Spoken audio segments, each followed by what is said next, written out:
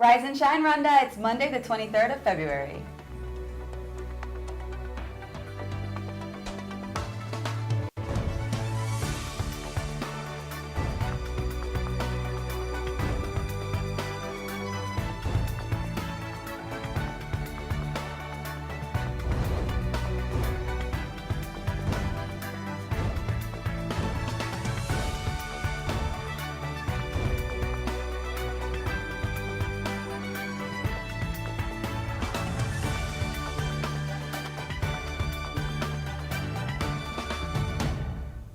Coming up on today's Rise and Shine Rwanda.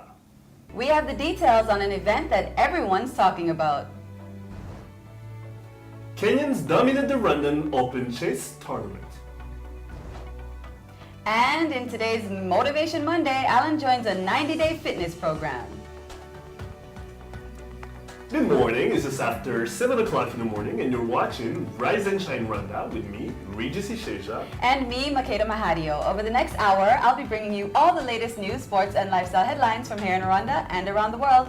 And the Rise and Shine team are here with us in studio. It's Monday morning, a new week has begun. What's going on in the world of business? Well, I have lots of business news for you, and I get to let you know what to look forward to in the business, world this week. Very good stuff. Okay, looking forward to that. Alan?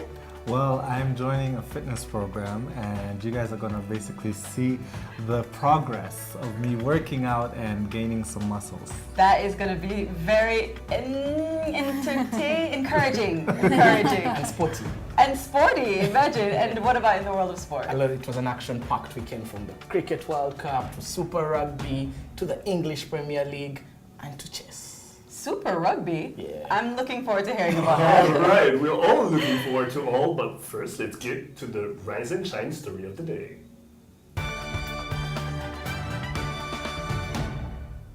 The competition drew its fair share of attention these past few months, with supporters and detractors alike. But whether you liked it or not, the winner has been crowned, and we have the results. This past weekend saw the grand finale of the 2015 Miss Rwanda competition, and Rise and Shine was there to cover it. Take a look.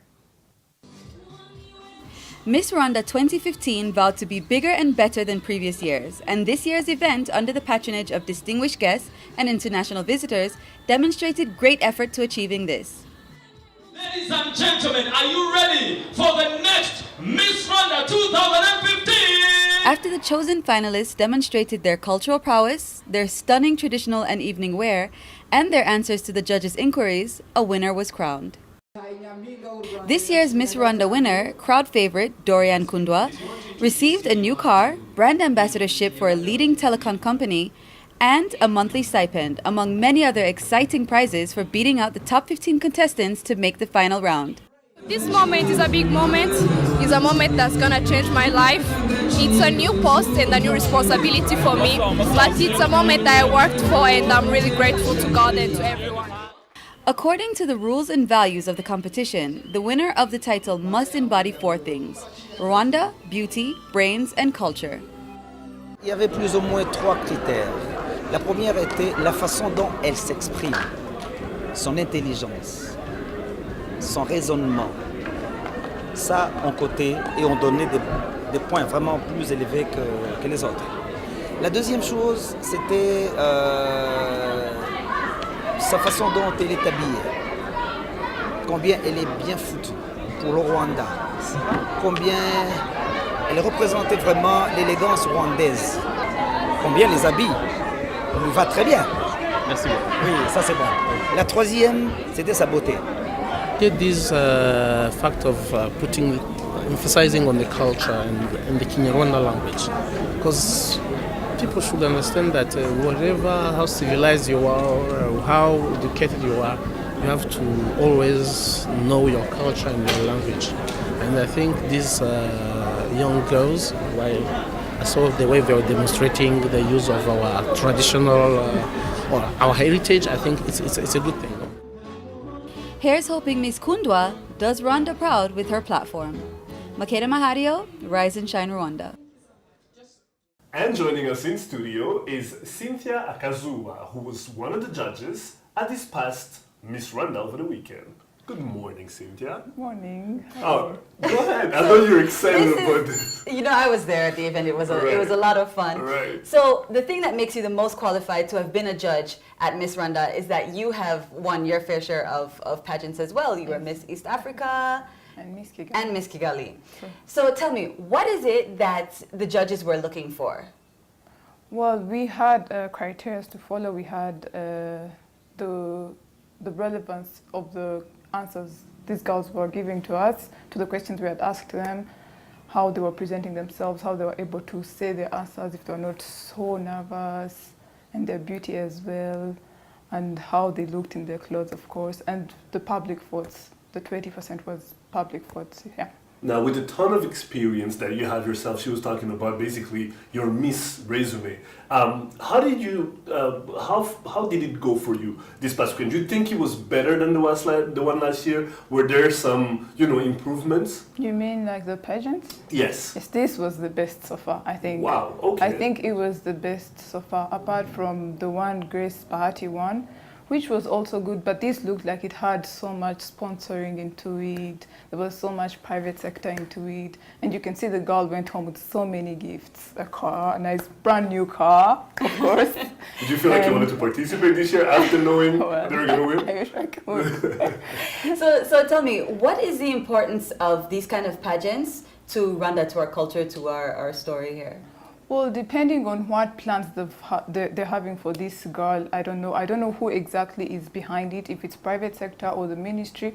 But if this girl goes out and participates in Miss World, in Miss Universe, I'm sure she'll have a chance to talk about Rwanda, and some people will get to know about Rwanda. Then I've participated once in Miss Earth, and I was asked to talk about Rwanda. That's a good thing. I'm sure most people get to know Rwanda that way. So if this girl goes out there and participates in big pageants, talks about Rwanda, you never know. People that was going to be want... my next question, actually, Yeah. because I remember maybe 10, 15 years ago when Corneille came out with his first album that was a huge success. He was invited on television and he said the reason why he wanted Sonia Roland in one of his main videos was that they could look at Rwanda differently because they always talked about Rwanda back then, Yeah. mentioning the genocide. And then now they could talk about it with two artists, prominent artists, that did pretty well in their respective fields. Yeah. Now, what sets Dorian apart from everybody else this year? Well, it was a bit hard to vote between Dorian and Vanessa because their marks were really, really close. One of the judges had Vanessa and all the other three had Dorian. So we had to choose that way. Really, Vanessa and Dorian were very close. Their marks were so close. It was almost the same. Yeah? Yeah. So what do you think just put her over Vanessa? Because also she was a crowd favorite. She was Yes. Miss Popularity. That She too. had campaigns running. And she wasn't scared. If you notice the way she was answering her questions, she was so calm and she has that face that is really convincing somehow. So I think that face also and the way she talked, which we also looked at somehow.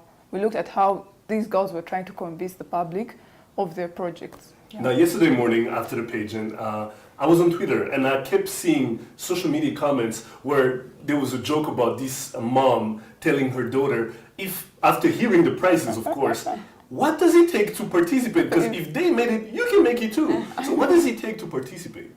Well, this year they went through screening processes like how much they weighed, how tall they were, well, and how the ability to talk, to talk to people, to, even something else we didn't really consider that I think they should have considered is how these girls are able to relate to each other. But that's how we got Miss Congeniality. Right. Yeah, but this also is something that the miss that one should have as well. So, well, that should answer the question to the mother who has to have. In your experienced opinion, what would you advise, or maybe what do you think that she should do with her platform now that she's won, especially now with social media is a big tool. It's not like a few years ago. What do you think she should do with her platform? Good question. Well, she has her project already. She knows what she wants to do, and she is a public figure. Now, I'm sure everyone was watching TVR yesterday. Most people were at the pageant. Everyone knows her. So whatever door she goes knock to, she will be well, everyone will open wide for her, and she will ask that will help her achieve her projects. I guess I think that's how she could work on it. Now, what can we improve on with Miss Rwanda coming up? Like you say, this one is the best so far. So when it comes to 2016, how can we improve? In what areas can we improve again? Well, the timings. Yesterday we had to rush the girls all the time. Also the judges, we had to go rush up everything. The timing as well. They should. I don't know if it's the organization or the other presentations that happen apart from the girls. Something should make it. People got bored. Eventually, people started getting bored. So that also should be worked upon. Yeah. The actual event. Yes. The length of the event. Yes, right. And also the whole event should. Yes, there were times when there was nothing for a while. Yeah, there wasn't any. Yeah. I heard someone did pretty good here. I mean, you know who I'm talking about. Yes. Anyway, so what do you have to say to any? Of course, like any big thing like this, there's going to be people who support and there's going to be people who don't support it. So what would you say to any naysayers, any people who think that they're objectifying women, or that it's not good to judge women on only or it's not looks? part of the culture. Yeah. What do you say to them? Well, everyone has their own judgment on what people should be like. I don't know if that's what you're asking about. If they probably had their favorites and they didn't go through, or they. I think she's mainly talking about the way it's looked upon. Like maybe Rwandans are saying it's not part of our culture to wear a certain way, to objectify women and have them over there being judged and or people to just giving judge them on their looks, or things like that. What would you say to them? Well, I think everyone should understand that this is not something that only happens in Rwanda. Exactly. It's something that happens internationally, and they should look at the good side of it, not the negative side of it. If they see this girl is out there, she's going to be brand ambassador for most of these companies. That's why I said if it went completely to the private sector, all these people should start running for her. She's going to be Airtel's brand ambassador. So they should look at it that way. This is a good thing. If she's going to be judged, they should know she's going to be judged upon her smartness, her looks. Everyone would want a beautiful girl to appear on that big billboard. For sure, it's an opportunity for anyone. Yeah. Well, thank you so much for joining us today and letting us know a little bit more about the pageant. And good luck to Dorian and your year ahead. You are watching Rise and Shine Rwanda. Stay with us. We'll be right back. It's the month of love. Buy tickets this February with Rwanda and stand a chance to get in a lucky draw for a romantic getaway in Mombasa. 3 lucky couples stand a chance to win an all-expense paid holiday for 3 days and 2 nights at the White Sands Beach Resort and Spa. Yes, we are connecting dream.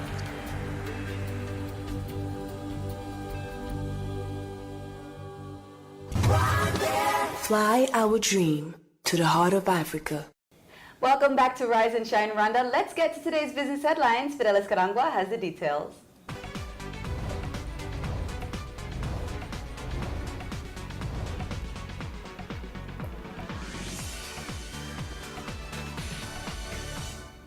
Business stories making headlines today. More foreign investors are being attracted to Rwanda thanks to its investments in infrastructure, information technology, as well as being a member of the East African community. This was mentioned by the German Minister of Foreign Affairs during his trip to Rwanda, where he described Rwanda's economic outlook as rational and praised the country's ambitions to grow to an economy to a middle-income status. He also added that being part of a larger market with a stable macroeconomic environment, as well as an ambitious investment plan in infrastructure, makes Rwanda attractive to German investors. Rwanda has approved regulations that will govern trading in seed varieties within the common markets for Eastern and Southern Africa. The regulations, which will have to be adopted in all 19 member states before coming into force, will facilitate self-movement of quality seeds within the member states.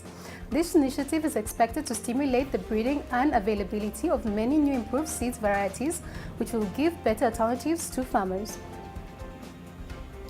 And the battle for control of the beer market has intensified after Bayerwa launched a new brand, Legends, to recover its market following the termination of a Guinness distribution contract with East African breweries.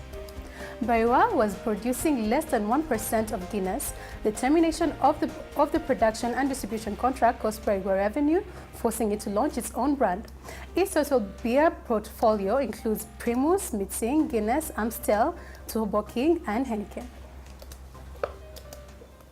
So Fidelis, what do you have for us this week in the world of business? Well, in business, everything from phone repairs. If you ever wonder what happens when you drop your phone and the screen is messed up and all these things, I get to talk to the people who are behind the magic that revive your phone. And you know, something special. It's almost end of the month, so if you don't know what that means, then I can't tell you. You just have to wait until the end of the month. Money. Suspense there. Yeah. Very suspenseful. Good stuff. Absolutely. Okay. Well, you're up to date with today's business news. Sports coming up with Arnold Quizera.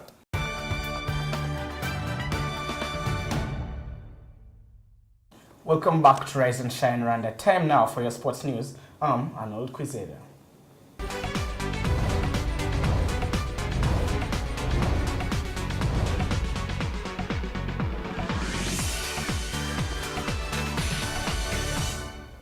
Starting with cycling, with 1 day to go in the Tour of Gabon, Team Rwanda remains in 6th place in the general classification and is Africa's leading team in what is termed as Africa's toughest cycling event. Bonaventure Wenzimana, for the 6th consecutive year, remains the country's best individual performer at the event, currently ranked 6th in the general classification. Team Rwanda is the highest ranked African team at the tournament and 3rd overall, with Valence Ndaisenga in the 21st position. On to boxing, it is on. The most anticipated boxing fight in the past decade has been signed, sealed, and delivered and will take place on the 2nd of this year. Manny Pacquiao versus Floyd Mayweather is said to be the richest boxing match in history, with a $200 million purse guaranteed for the fighters. The fight was announced by Floyd Mayweather through his short social media account on Saturday morning. Mayweather will get the lion's share of the purse that will be split 60-40. India broke their jinx against South Africa in a Cricket World Cup match by registering an emphatic 138 runs victory over the Proteas at a sold-out MCG arena in Australia. Shikhar Dhawan scored a delightful century as India crushed South Africa by 130 runs in the ICC Cricket World Cup B group match at the MCG in Melbourne yesterday.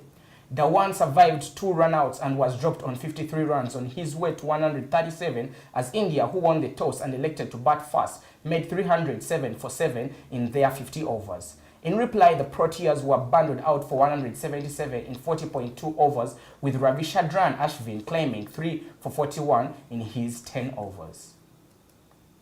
4 teams, including Kenyan champions KCB, took part in the first chess tournament of the year that was held at Ecole Francaise in Kigali.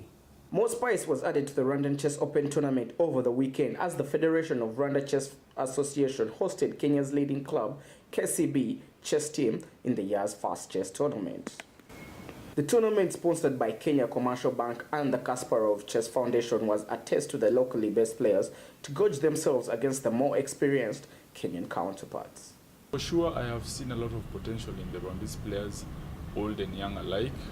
They have a lot of natural talent. I think the only thing that I might say is missing is international exposure, playing with stronger players, because for you to improve, you have to play people above your level. Now, the Rwandese have not, had that a lot. That is why you might look at it that on paper, they might be slightly weaker than maybe some of us, but they have the passion, and I believe with the correct exposure, then they will come up for sure. That is a given. Well, I would say Rwanda needs a little bit of improvement, and with time, with the tournaments coming up every now and then, and because the Rwandese Federation is showing that it wants to do more international tournaments, I'm sure they will give us a run for our money very soon. KCB is one of the biggest teams in East Africa, and they have one grandmaster who is rated by fitness. So it is a chance for Rwandan young players to play with them and see if they can get rated. With the game still struggling for attention and sponsorship, not only in Rwanda but in the East African region as a whole, the Rwanda Chess Federation, Ferradi, is setting its sights on expanding the game in schools. But just like so many of the sports and game disciplines in the country, the lack of full-time skilled personnel has been a hindrance to the growth of the game in the country. Chess remains kind of a baby because still a limited number of players we have here and limited clubs. It still needs a lot to be done, and it's us who can do it. We have been had setbacks in the past of stakeholders or the people who are charged to run the game being unavailable. We've had a committee for more than 2 years which have been away. Only recently they have been filling up the missing places. This is February of 2015. We hope we can take it from here and go forward if the committee we have now and the players put in their own input. So is the Federation finding a solution to these problems? We've managed to go into schools with the help of Kasparov Foundation Africa. We've managed to reach at least 6 schools. They have a very strong partner in the Kasparov Chess Foundation Africa, because Kasparov Chess Foundation is about spreading chess in schools. That is, I think, their main mandate. So I think the Rwandese are doing right to partner with Kasparov Chess Foundation, who donate boards to them. Now, the only thing that the Rwandese guys have to get right in their country is to be able to partner very strongly with the Ministry of Education. I believe you guys have a Ministry of Education. Partner very strongly with them, make them see the sense, and have it such that chess can be put in as probably even a curricular activity.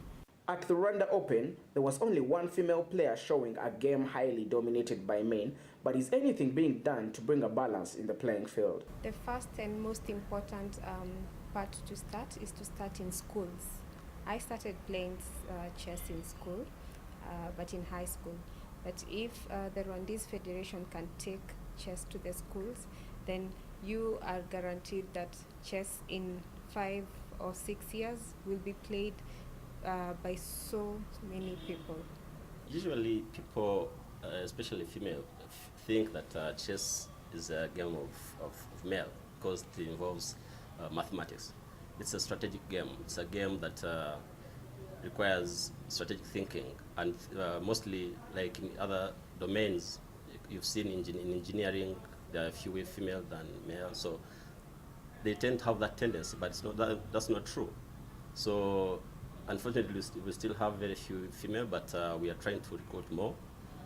It's a very interesting game. It's a game of mind. I'm telling you, chess is what other sports can do to body, chess can do it to mind. So, visiting Kenyan team, as expected, dominated the year's first tournament, and it will be seen in the coming years the importance of such exposure for the Rwandan players. Arnold Kwizera, Rise and Shine, Rwanda. Joining me in studio is the General Secretary of the Rwanda Chess Federation, Nyibizi Alain Peshe. Welcome to the show, sir. Thank you, sir. Now, let's start with the Rwanda Chess Open. Kenyans taking up the first 6 to 7 positions. Do you think Rwanda will be able to catch up within the next few tournaments against their Kenyan counterparts? Yeah, we still have a lot to do. Nowadays, we have started to teach chess in schools. So in order to be able to beat those Kenyans and other like Ugandans, we have to wait like 5 years or 6 years, as you said, so that chess, if we start chess at the low age of kids, we think that maybe for 5 years, 6 years, can be able to beat them. Okay, now you talked about 4 or 5 years. So one of the colleagues I talked to, Ben from Kenya, said one of the problems that I think Rwanda Chess Federation is facing is every time they play certain Rwandan players, it is the same type of players. What are you doing to expand the game to, and incorporate new players into chess? We have started spreading the chess game into many areas. Like we have more than 5 clubs, actually it's 8. So we are encouraging people 8 active clubs? 8 active clubs. Okay. We are encouraging people to join those clubs so that they can do practice every day. So if they practice every day and much commitment, everything will be okay. So what does chess sell to attract, these young people? Because it's not a physical game. One will not even look at it as a sport, but yet it's a mental sport. What does chess give a person that's different from the contact sports, the likes of football and rugby? What does chess do different? Well, chess it's a sport and it's an art or a science. So people can be attracted by chess, but because it's a mind game, and it just help you to be socially good, mentally good. So it's not a contact game like football or rugby, but it's a mind game. So we think chess also is a good sport. Yeah. So how do you sell that to a parent? If I was a parent and I wanted my child to get involved in a sport, how do you sell that to me? How do you convince me that my child should do chess? Because somewhere there the president said it's a mathematician's game, and not all of us love math. How will I be attracted to a mathematician's game? Yeah, like when we approach parents to tell them about chess, we started telling them that chess it can open a mind. So it's not only mathematics, even everything. Because like nowadays we have Kasparov Chess Foundation help us to split the chess into schools. It helps kids to everything, not only mathematics, but also every science. Yeah. So you've talked about the Kasparov Chess Foundation. That brings me to my next question, which is about the sponsors. You've not had so many sponsors in chess. What are you guys doing as the federation to attract more people to sponsor the game of chess? Nowadays we are busy of working with the legal personality so that we can get a lot of sponsorship. If I think maybe in next 3 months or 4 months we get those legal papers, so we will start thinking about bringing some sponsorship and encourage. So right now the hindrance is that you're not yet a legal body. You've not yet been registered by Rwanda government. Yeah, not yet. Okay, you are working on that legal status. We are working on it. Thank you very much, Alain, for coming to the show, and hopefully we'll have you once again on Rise and Shine Rwanda. Okay, thank you. Regis and Makeda will be back after the short break with the latest news headlines. Welcome back to Rise and Shine Rwanda. Let's take a look at news making headlines here in Rwanda and around the world.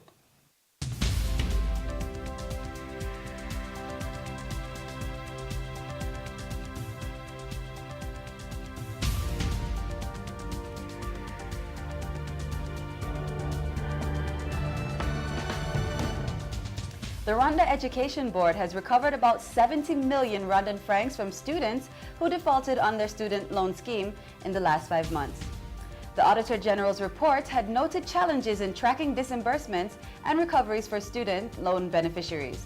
The report faulted REB for not having complete information in the database for all those that benefited from the scheme to help in getting back the funds. REB has since sent various requests to employers to declare their new staff who would have been benefiting from the loan scholarship scheme. Senators have called for minors' rights and obligations to be organized and ensure that those working part-time or without contracts become full-time employees.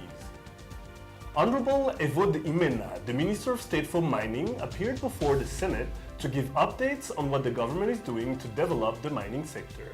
Minister Imena said the government will work with associations of miners and the employers to ensure that they have rights and responsibilities. 19-year-old Doriane Kundwa was crowned Miss Rwanda 2015 this past weekend. The Northern Province students underwent 3 rounds of questions and catwalks. After vetting the girls, the judges, musician Inhore Masamba, Kigali Fashion Week organizer John Bunyashuli, and former Miss Kigali, Cynthia Kazuba, announced the winners of the various crowns. Doriane Kundwa was also crowned Miss Popularity. Vanessa Raisa Uwase and Linka Akachu finished first and second runner-up respectively. And in international news, the Nigerian army has retaken the northeastern town of Baga, which was being held by Boko Haram militants. The army claimed it had killed many Boko Haram militants, though this has not been independently verified. Officials said more than 100 people died when the group took over Baga and nearby Doron Baga, but locals said up to 2,000 died. Residents were left largely undefended as the military deserted when the jihadists attacked the towns. The massacre has been regarded as the worst attack of Boko Haram's 6-year insurgency.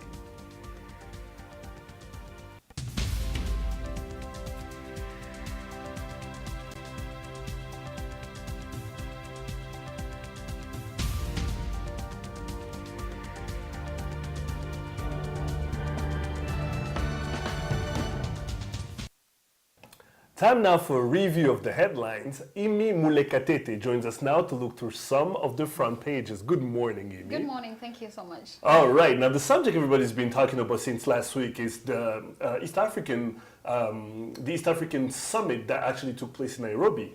Now, you had all the presidents there, which is a rarity because at times you have one that's ill. They were all there: Burundi, Tanzania, Uganda, Kenya, Rwanda, and South Sudan. Yes. Now, we know South Sudan and Somalia are trying to be part of the East African community. How far do we have left? What did we come up with in this summit? It was resolved at the summit that they better put it on hold, or the confirmation was delayed a little bit for some of the reasons that were given in the meeting or in the summit. That I may not know because they were not revealed. But according to me, in my own analysis, I think it was right to first put it at hold. Why? We are seeing both countries still trailing behind with the political turmoil and mostly the civil wars that are going on in both those countries. And of course, since there is a clause that is provided for in the EAC framework that in case of any turmoil, in case of any war in a particular country in the bloc, I mean, those countries are supposed to make up an alliance and go and help the country in such issues. So I'm very sure all these countries are reluctant or are weighing into all these options. Cautious, yes. And they're like, we need to cross-check. We need to first know, are we treading carefully if South Sudan is going to have war tomorrow? Because we know it is still going to happen. Even when they signed a truce deal in Ethiopia just a few weeks ago, they still failed it. They still were seeing some breach in the truce. So I'm looking at the heads of states because they are supposed to be a lobby. Correct. All heads of states are supposed to lobby for any country that is going to come on board. I'm looking at heads of states being reluctant to lobby for a particular country for some of those issues that are going on in the country. Look at Somalia. Somalia has not been a functional state for quite a long time, over 2 decades. I mean, before, as soon as I started growing up and started realizing what is in the world, what is good and bad, yes. I was seeing war in Somalia. I was hearing of war in Somalia as I got into media and learning about some of the international stuff going on. I was looking at the war that was going on in Somalia. We're seeing it as a stronghold of Al-Qaeda and Al-Shabaab. And I mean, the countries, the East Africa bloc has to tread carefully and say, first wait. We know there is a willingness, they want to come on board. Probably they've fulfilled all the prerequisites that are desired or that are recommended. But are we going to import all these instabilities that are going on in these countries? Are we going to accept to carry on their burdens? Because, you know, there's an article I read of the summit that was going on. Yes, when they meet in the summit, they talk about terrorism, they talk about war going on in the region, yeah. But they never talk about the few issues that are small things that are going on in our countries, like albinism in Tanzania. They're killing many albinos in Tanzania. There was a report of a young boy, just few years old, and he was killed, and his ribs were ripped off, you know, because of witchcraft, because someone was looking at this albino as a big deal to them. They're going to get lots of money to them. So when you look at even such small issues still going on in the 5 countries, when we add in the other countries to make 7, you know, it will be like a parent in a home and they don't control Now, before we move on to the next subject, quickly, you just gave me a great segue there with Tanzania. Tanzania is now head of the East African Community with President Jakaya Kikwete heading it. Now, there's a picture floating around of His Excellency President Kagame and President Kikwete talking. We know the relationship hasn't been great now, and we also know Tanzania has kind of been, a stumbling block when it comes to the East African Community, or at least certain people think that. Where do you think now it's going to be leading, with President Kenyatta passing on the baton to President Kikwete? I want to make it very clear. When we say stumbling block or Tanzania being the sabotager of the progress that is going on in EAC, I think we need to be very careful. We've had also some reports where media analysts or even political analysts have come up to say, hey, be very careful on that. Don't forget that Tanzania at some point has been victimized. You know why people are saying that? Because there are few meetings that probably Tanzania was not called on to attend. But that is on the other side. And like I said, it is relative. We can say sabotage and then another person will come up and say they have not sabotaged. But today we decided to say that probably they've been sabotaging. And yes, to me I also look at it as that way. When we look at most of the integration process that has been going on, we've been seeing Rwanda, Uganda, and Kenya, period. We don't see Burundi, we don't see Tanzania. Now, yes, it's a rotational basis, and it's provided for in the framework of EAC to have it on an annual basis, where from Kenya it will go to Tanzania, and then it will head to another country until all the countries are done with the chairmanship. Yes, that is good. But at this point in time, no, it shouldn't be Tanzania taking it on. Why? First of all, Tanzania has been, according to the UN report, it was pointed out to be a sympathizer of FDLR, or it has been harboring most of the FDLR meetings, which brings the friction between Rwanda and Tanzania. Leave alone even Rwanda accusing Tanzania, but the UN report has already accused Tanzania for that. So that means that there's already friction between the two countries that are in the bloc, which shouldn't exist. What I know is that both countries are supposed to work together for the common good of another country. So if you're seeing one country going against another country, then we somehow want to repeat history. You know, before EAC collapsed in 1997, it was because of that unsustainable divergences that occurred. So Tanzania taking up the chairmanship, yes, it is good for the bloc. Maybe we'll see him more involved. That's what we expect. He made a pledge that he will push for more integration, non-trade barriers will have to be removed, trade negotiations will have to go on. Yes, that is good. We love it when people talk and they're able to walk the talk. But can we see him more involved in the integration process? When you look at things like the Northern Corridor, single tourist visa, where we're using national IDs at the borders, you're not seeing Tanzania into play. We're only seeing Rwanda, Uganda, and Kenya. You cannot go to Tanzania with your ID. You'll have to use a passport. So that in one way or another undermines the integration that we've been talking about. Then also the movement of labor. Tanzania has come up and said they're not okay with it. We cannot see Tanzanians moving into Rwanda or Rwanda moving into Tanzania at will. They just move. But there will be some changes in Tanzania very soon anyway, right? Yeah, Shift of leadership. We expect, but we should not forget this. There's this ruling party, Chama cha Mapinduzi. Yeah, CCM, okay, yes, being the ruling party. But at the end of the day, the ruling party has more powers than actually the head of state. That is different in Tanzania. Mr. or His Excellency President Jakaya Kikwete does not have, he has not the liberty to just decide. Like in these other heads of states, the head of state has the powers to decide on something and commit, and it will have to be done. But Jakaya Kikwete, there have been many questions according to political analysis that he cannot stand up and make a decision on his own. There is a party that makes the decision. There is a party that bogs him down, you know. Because in the party, there are heads of state, there are former heads of states. So, and they've fronted him to be the leader, so he cannot just come up and make a decision or make the changes before actually consulting. Right. Yeah. Well, before we wrap up for the newspapers, we have one more thing that we want to talk about. There has been another something else released by Transparency International. Yep. They have released their Global Corruption Barometer for 2014. Now, this involves the Positive Peace Index of 2013, which is where it gets a little complicated. But Rwanda was ranked number 10 in the least corrupt countries in Africa. Now, it seems like before that, we had a much better rating. Yep. What is happening there? I know we're going to have many people coming up to contrast this. And okay, I will not say I'm not in concurrence with that before I get to know what are some of the recommendations, or what are some of the indicators that were used to come up to such a ranking. But to see Rwanda deteriorating, yet we think we are doing a great job, I think it poses many questions. From being number 4th to number 10th leaves a lot desired. We have been working so hard to make sure that at least we rank up high, and then here we are going down. South Africa has not been in this league before, and we're seeing now South Africa being the 4th or the 5th somewhere. 4th, yes. Yeah, it's ranking the 4th. Yes, it's good. We want to see Africa eroded. I mean, washing away corruption, completely sweeping it away. That is good, but it gives us to question ourselves a lot.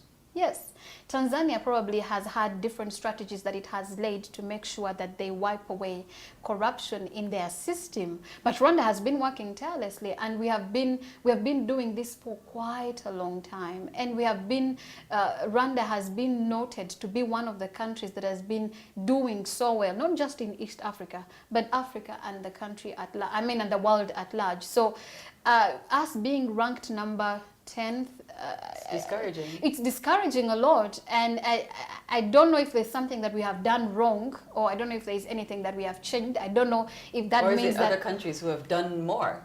Okay, if that is also something to consider. I don't know if there's it means that some leaders in the country have started taking bribes, or have started encouraging corruption somehow, somewhere, because you know, when you see yourself decreasing or not doing well, yet you think you've been trying so hard, but then your performance is dragged down, then you start asking many questions. Right. Yeah. Amy Mulekatete, it's been a pleasure having you here this morning. My pleasure too. Thank you so much. All right, you're watching Rise and Shine Rwanda. We'll be right back after the break. It's the month of love. Buy tickets this February with Rwanda and stand a chance to get in a lucky draw for a romantic get. It's the month of love. Buy tickets this February with Rwanda and stand a chance to get in a lucky draw for a romantic getaway in Mombasa. 3 lucky couples stand a chance to win an all-expense paid holiday for 3 days and 2 nights at the White Sands Beach Resort and Spa. Yes, we are connecting dreams.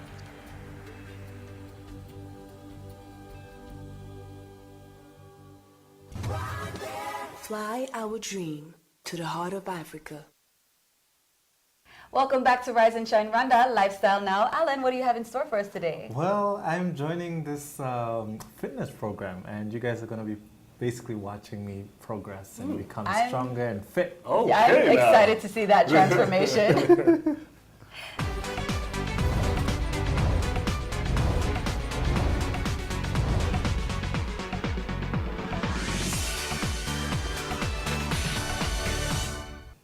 After many weeks of talking about it, it's finally here. That's right, last week myself and one of the producers decided to take up the 90-day U 2.0 challenge. The 3-month challenge consists of a full lifestyle change, from working out regularly to changing your eating habits and cutting out some of your favorite foods. On the first day, we met with other participants and trainers to find out what we should expect during this challenge. Let's take a look.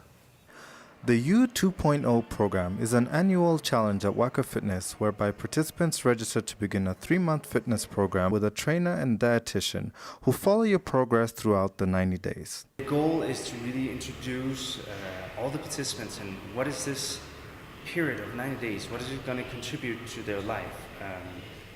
It's about removing some of the myths, maybe some of the things that could be scary for them, but also give them a lot of hope and to give them a feeling of that they as a group, they are together in this. They are not alone, basically. The challenge is not only about working out, but participants also learn about changing their eating habits and the importance of a healthy diet. Diet is kind of the foundation for having a healthy life. So the foods that you put in your body they fuel you for the entire day, and so you can make a big impact on your health by choosing to put good foods in your body.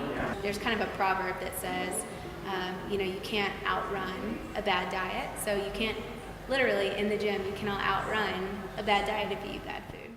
In our first session, all the participants had a full body assessment, from checking out our heart rate to measuring our weight, body fat, muscle mass, and many other body measurements. So what is our goal after the 90 days? At the end of this 90-day challenge, I hope I'm a lot more healthy. I hope I make better choices in terms of food and working out, cut out a lot of my bad habits that I think a lot of us have. So that's my biggest goal, to just change my whole lifestyle. It's not about losing weight necessarily, because I'm not that big as a person, but it's more so to gain muscle and to be toned. That's my main goal, that I'm more toned and I have some muscles. All the participants are expected to work out at least 4 times a week, 3 times with a trainer and once alone. Every 2 weeks, participants are assessed to check out their progress. Let the challenge begin. Alan Karakire, Rise and Shine Rwanda. Joining us now is Janetta Craigwell-Graham. Janetta, welcome to the show. Hi, Alan. Nice to see you again. Nice to see you too. Now, since we've started this 90-day challenge, we've had to change our diet, go sort of on a diet, I guess, if you will. Mm-hmm. But I want you to tell me, or tell the audience, about basically these fad diets that are probably not so good for you in the long run anyway, or the short term. Sure, Alan. The first thing I want to do is just generally describe what a fad diet is, because I feel that there's a few people out there that are probably on them and don't realize it. Right. So usually they are quick fix diets, the ones that usually say, this is the one solution to help you lose weight. In 1 week In or 1 2 week weeks. or 2 weeks. And they have a focus on like one ingredient, one sort of method, or one sort of product that will guarantee you results. Mm-hmm. And the problem with this is that, I think as you've been learning in U 2.0, these things are not usually sustainable. No things that are called diets can last forever. Right. A lot of them are just simply not healthy. They don't correspond to normal nutritional guidelines. And, they demonize certain foods, saying this food is good and this food is bad. There's no such thing as bad foods.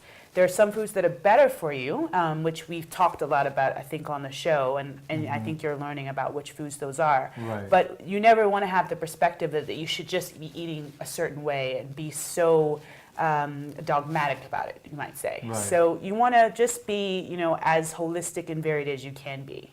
What are examples of these bad fad diets? One of my favorites that I think that I have heard a few people around that are doing are just juicing. Yes. And the funny thing is, a lot of people think that juicing is quite healthy. They really do.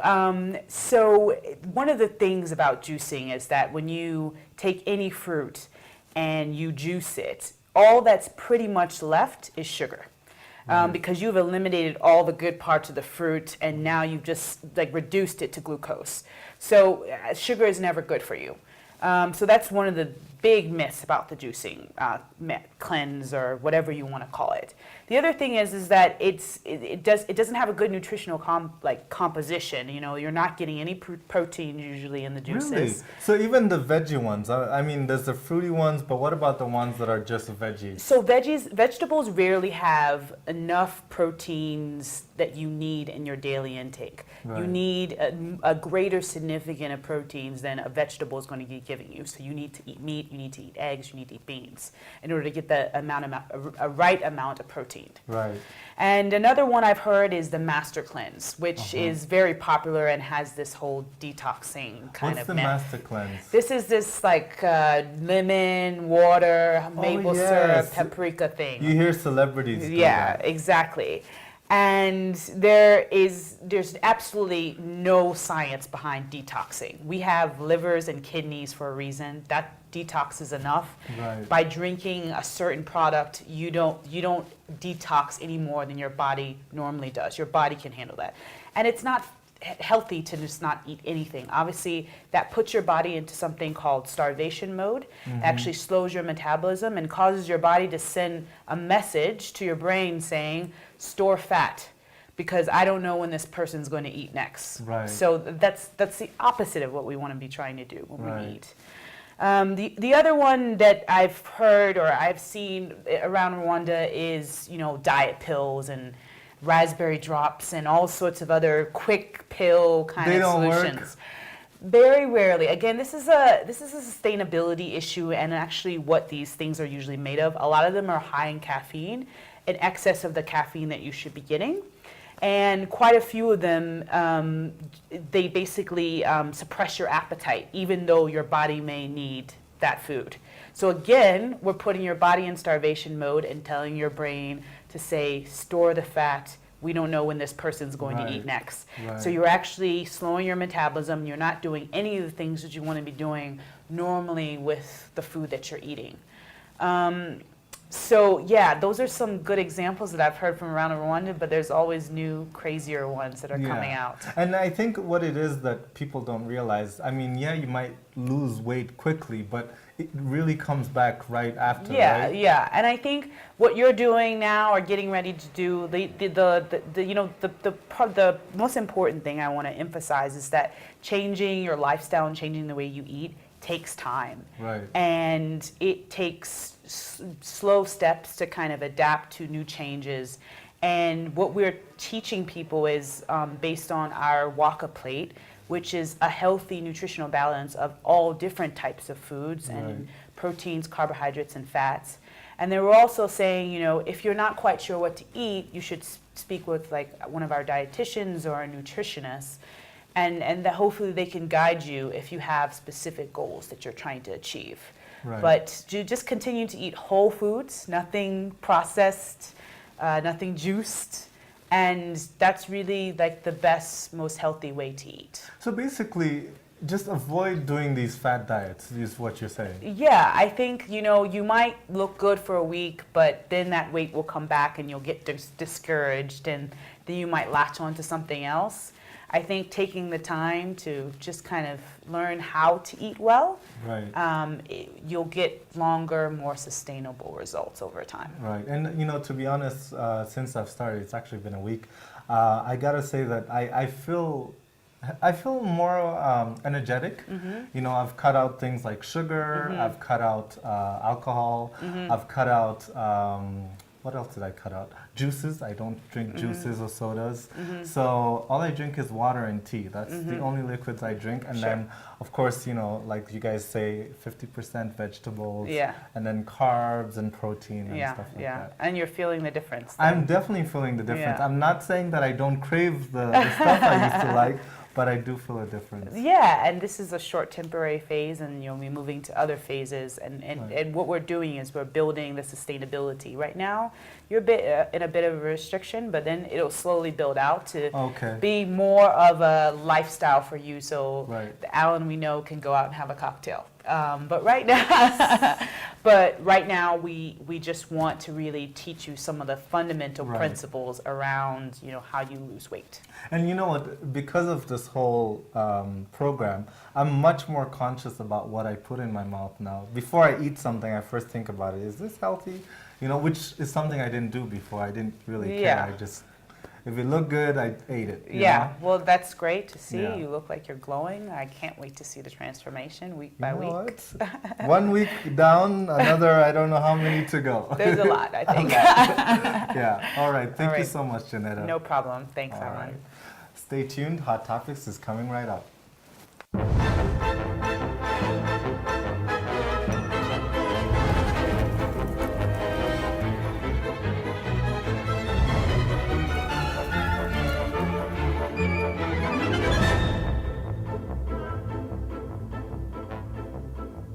Welcome back. It's that Hot Topics time again. As always, you can join in on the debates through our social media, whether it's on Facebook or on Twitter.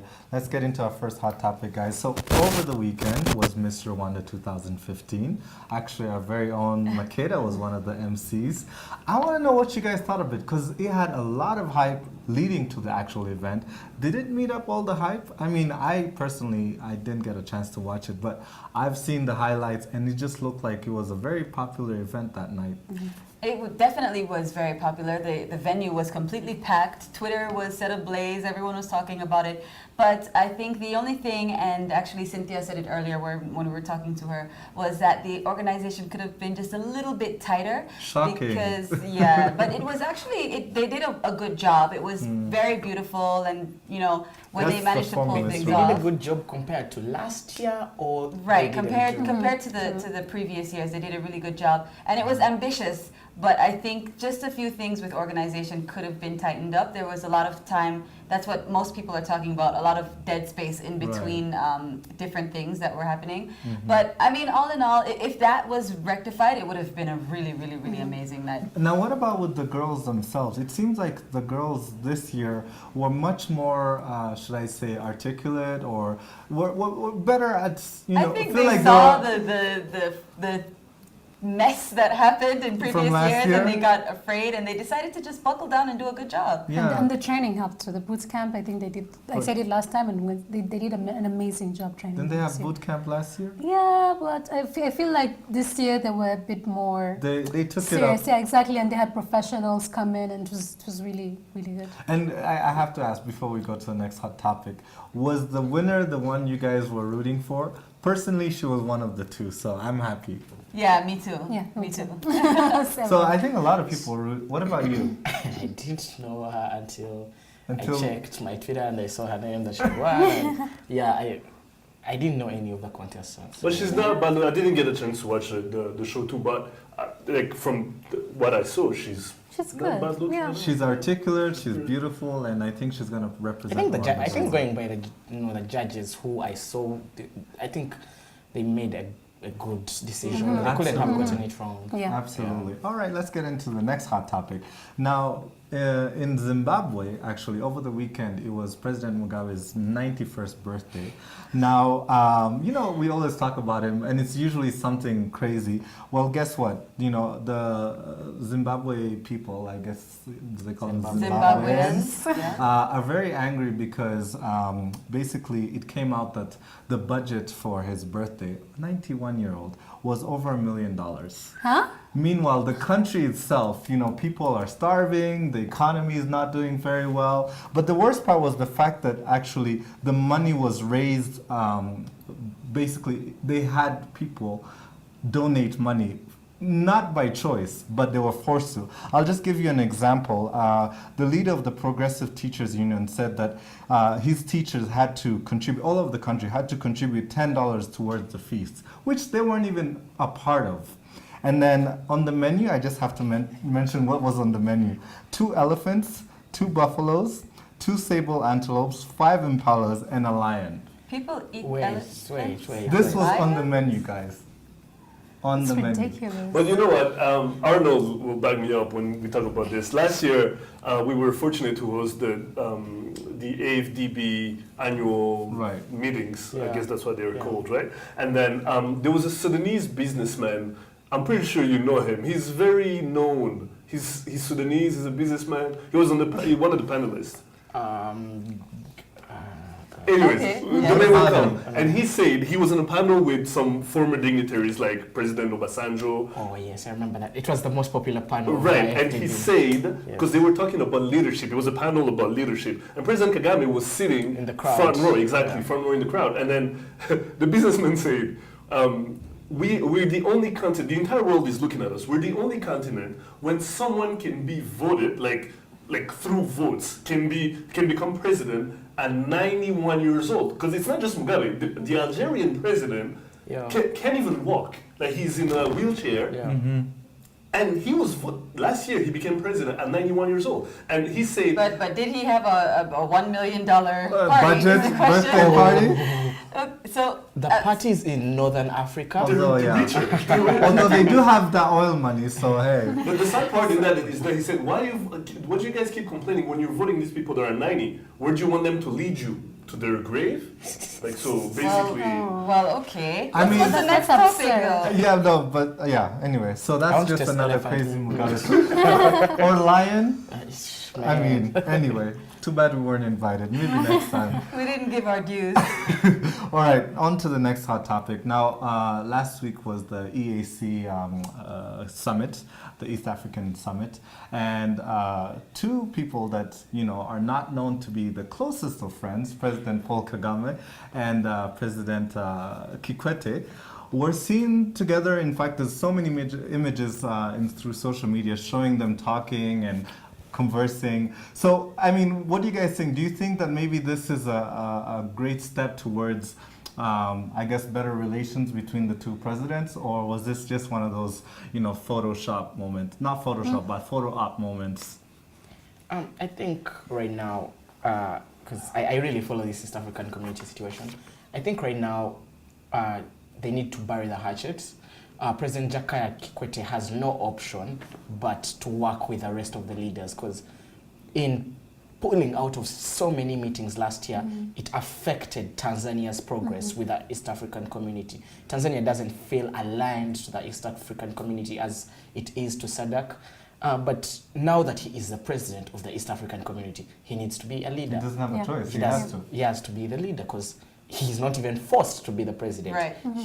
He asked to be the president. So. Well, let's see how that turns out. Thanks so much, Alan. All right, don't forget, we'd love to hear your thoughts, your comments, or your feedback on what we're talking about here on Rise and Shine Rwanda.